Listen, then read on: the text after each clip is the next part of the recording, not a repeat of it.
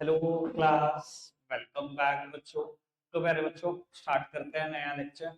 बेटा, नए लेक्चर में कॉस्ट के कुछ आखिरी कंसेप्ट्स की चर्चा करनी है। सच मायने में तो कुछ नया कंसेप्ट नहीं है, सर बेटा एक आध रिलेशन बतानी पेंडिंग थी, तो वो फटाफट से वो डिस्कस करते हैं। पेपर में बेटा अगर एसी और एबीसी के रिलेशन आ जाए तो कैसे लिखेंगे, एक तो मुझे ये बताना है। एसी एबीसी और एमसी की रिलेशन आ जाए तो कैसे लिखेंगे ये बताना। ठीक है जी। कल बेटा हमने ना जब बैच शुरू किया था तो पहली रिलेशन पढ़ी थी एसी एबीसी और एएफसी की। आपको बता देता हूँ बेटा, यहाँ पर कट कॉपी पे सारी बात सेम चल जाएगी, सारी बात। ठीक है जी। यहाँ मैं रिलेशन बताऊंगा 5 पॉइंट में। यहाँ बेटा ये 5 पॉइंट कट कॉपी पे सेम होंगे, एक नया पॉइंट ऐड कर दूंगा, पॉइंट नंबर 6। ठीक है जी। अब सुनना जरा आराम से बेटा। सबसे पहले पॉइंट में आप ये बताओगे कि ये दोनों कर्व ही यू शेप्ड कर्व है। पता भी है आप सबको ये यू शेप्ड कर्व होते हैं। बेटा एसी कर्व, या थोड़ा सा और करेक्ट होने की रिक्वायरमेंट है, एक सेकेंड। ये एसी, ये एबीसी, सुनना जी प्लीज। बेटा एसी कर्व हमेशा एबीसी से ऊपर बनेगा ड्यू टू एएफसी। बेटा एसी कैसे बनता है, ABC plus AFC. AC curve हमेशा एबीसी से तो ऊपर बनेगा ना, इसमें तो एएफसी भी शामिल है। बेटा ऊपर तो बनेगा ही बनेगा, साथ ही साथ एसी और एबीसी का वर्टिकल डिस्टेंस हर पॉइंट पे कम होता चला जाएगा। ये तीसरे पॉइंट में देखो, ये देखो फर्स्ट लेवल पे वर्टिकल डिस्टेंस देखो इनका बहुत ज्यादा है, और बेटा यहां पर देखना काफी कम है। हर पॉइंट पे ये वर्टिकल डिस्टेंस कम होता चला जाएगा। और फोर्थ पॉइंट में आप लिखोगे ये वर्टिकल डिस्टेंस कम होने के बाद भी कभी इंटरसेक्शन नहीं होगा। एसी और एबीसी कभी इंटरसेक्ट नहीं कर सकते एक दूसरे को। क्यों नहीं कर सकते बेटा? एसी और अगर एबीसी को इंटरसेक्शन करना है तो कभी तो बराबर होंगे, तभी तो इंटरसेक्शन करेंगे, और ये बराबर हो नहीं सकते। मैं बता देता हूं क्योंकि बेटा एसी मिलकर बनता है एबीसी और एएफसी से। एसी बनता है एबीसी और एएफसी से मिलकर। बेटा अगर इन दोनों को बराबर होना है, यानी कि एएफसी को 0 होना है, और एएफसी 0 हो नहीं सकता क्योंकि एएफसी बराबर होता है टीएफसी अपॉन क्यू के। अगर एएफसी को 0 होना है, सीधी सीधी सी बात, न्यूमरेटर को 0 होना है। अगर टीएफसी 0 होगा तभी एएफसी 0 होगा। क्या एएफसी, क्या टीएफसी कभी 0 हो सकता है? फटाफट से बताओ जी, सामने देखो मेरी तरफ। क्या टीएफसी कभी 0 हो सकता है? नहीं हो सकता। Even at 0 level of output there is some total fix cost, कुछ ना कुछ टोटल फिक्स कॉस्ट होती है। ये 0 हो नहीं सकता तो ये 0 नहीं हो सकता, अगर ये 0 नहीं हो सकता तो बेटा ये कभी बराबर भी नहीं हो सकते, यानी कि कभी इंटरसेक्शन होगा ही नहीं। ठीक है ना जी।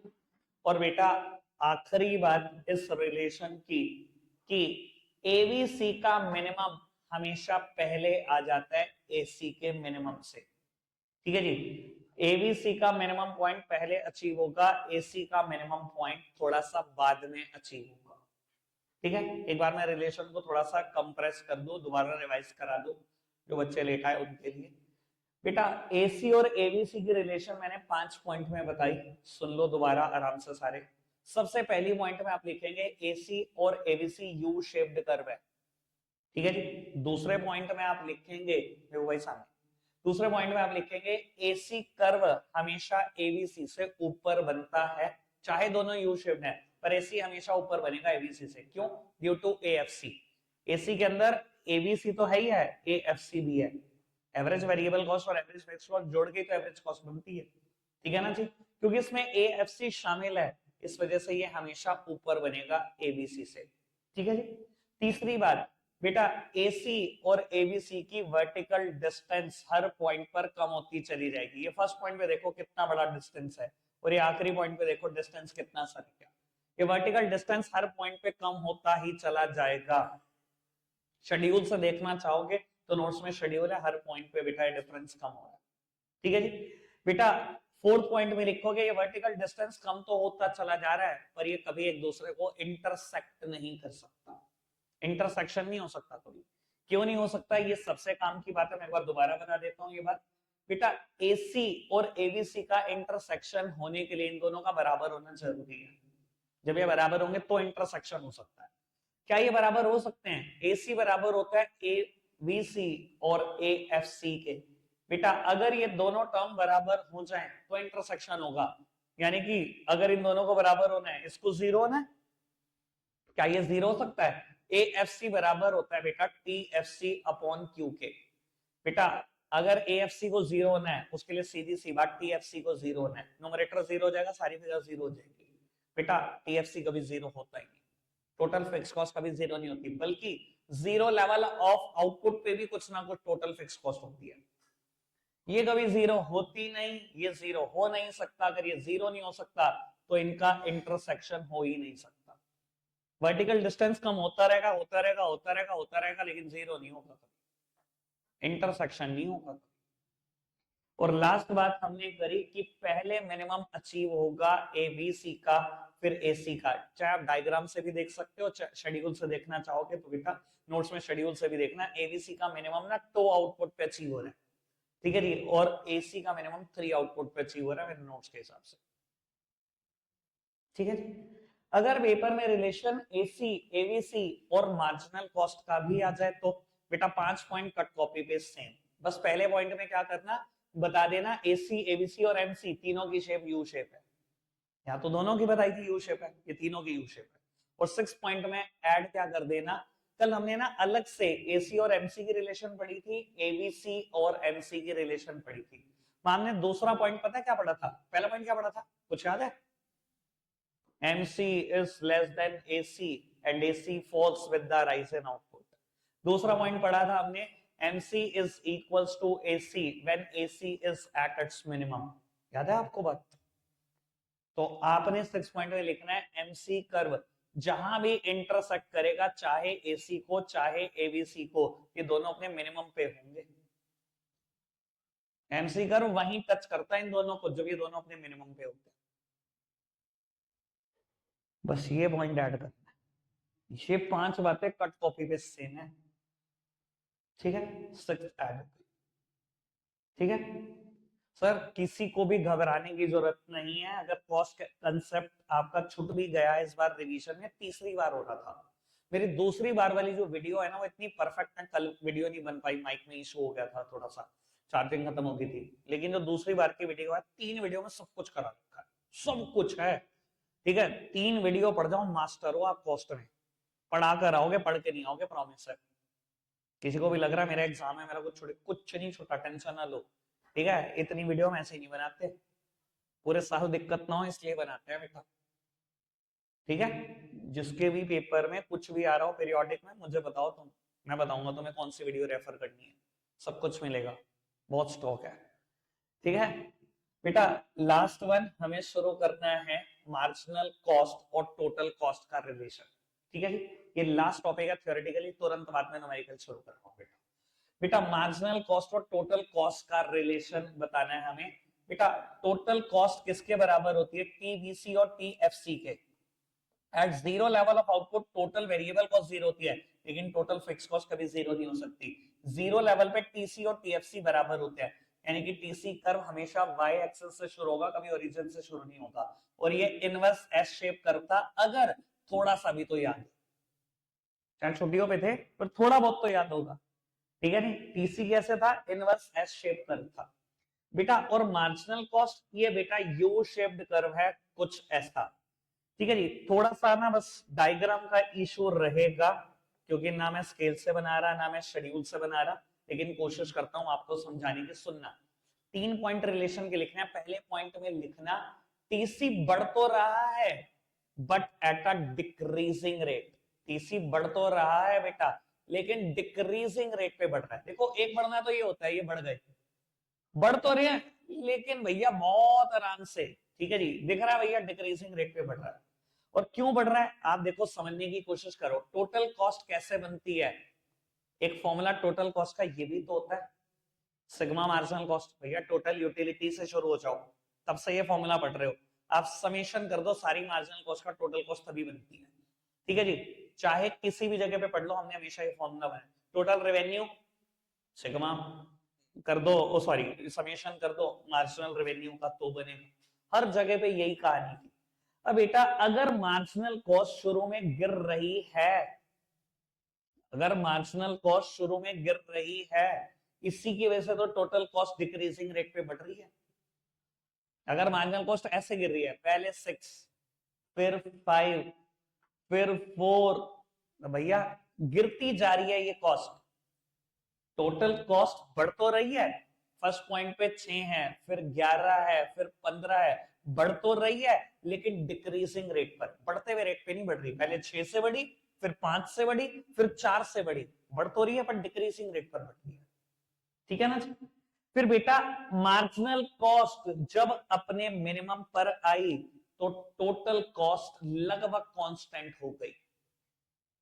पहला पॉइंट क्या है, टोटल कॉस्ट डिक्रीजिंग रेट पर बढ़ती है जब मार्जिनल कॉस्ट गिरती है। दूसरा पॉइंट क्या है, जब मार्जिनल कॉस्ट अपने मिनिमम पर होता है टोटल कॉस्ट लगभग कांस्टेंट होती है, जब मार्जिनल कॉस्ट बढ़ना शुरू करती है तब टोटल कॉस्ट इंक्रीज होना शुरू करती है, भागना शुरू करती है। सिंपल सी बात है,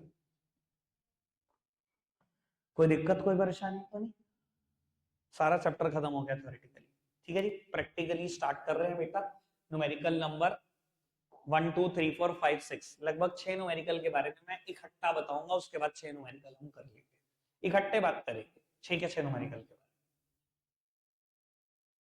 टोटल 25 न्यूमेरिकल है, कल आखिरी दिन होगा ये cost chapter pack up.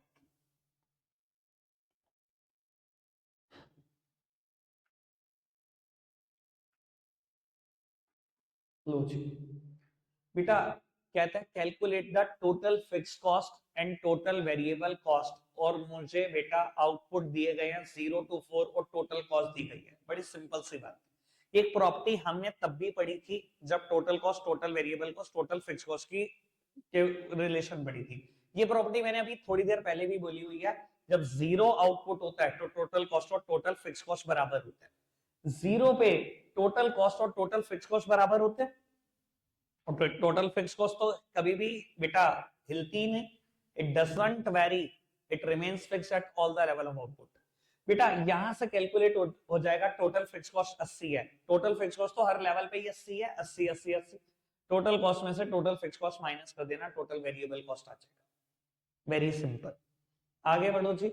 Second point, the total cost curve it make an intercept of ₹50 on the y-axis, calculate total fixed cost and the variable cost।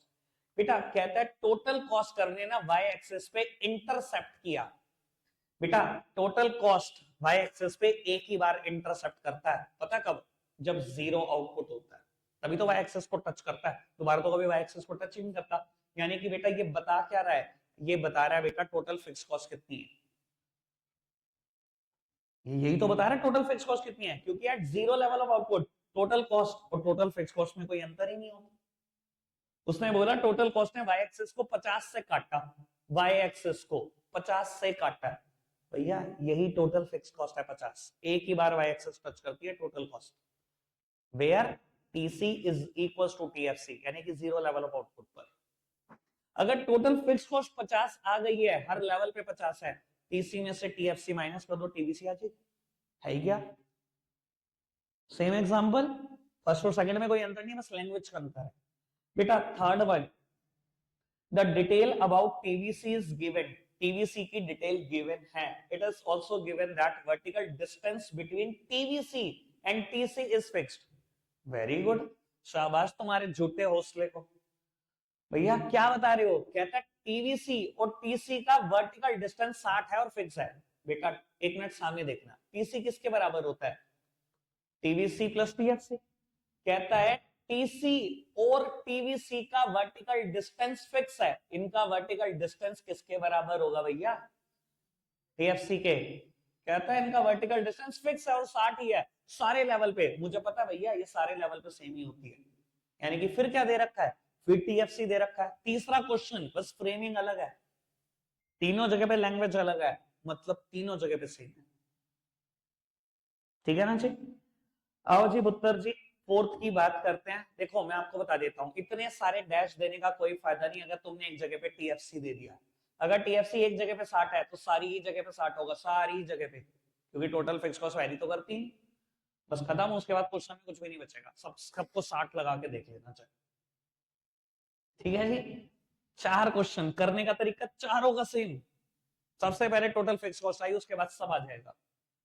आओ जी, fifth one, calculate total variable cost marginal cost at each given level of output from the following table. और table में क्या पता है, again zero level पे total cost पता है, यही टोटल फिक्स कॉस्ट होगी। अगर टोटल फिक्स कॉस्ट 50-50-50 है तो टोटल वेरिएबल कॉस्ट आ जाएगी। टोटल वेरिएबल कॉस्ट आते ही पहली समस्या हल हो गई। दूसरा मार्जिनल कॉस्ट निकालना। मार्जिनल कॉस्ट दोनों तरीके से निकाल सकते हो, टीवीसी का डिफरेंस या टीसी का डिफरेंस।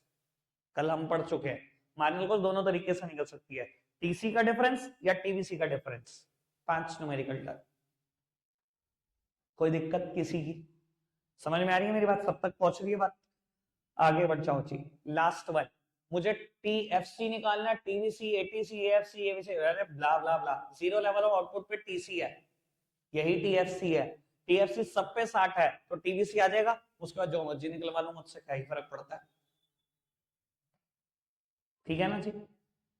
6 न्यूमेरिकल, श्री गणेश करो फटाफट से। ठीक है जी, मैं बेटा वीडियो वाइंड अप कर रहा हूँ, आप करना शुरू। रखते हैं आज के लिए इतना ही है प्यारे बच्चों, बाय बाय।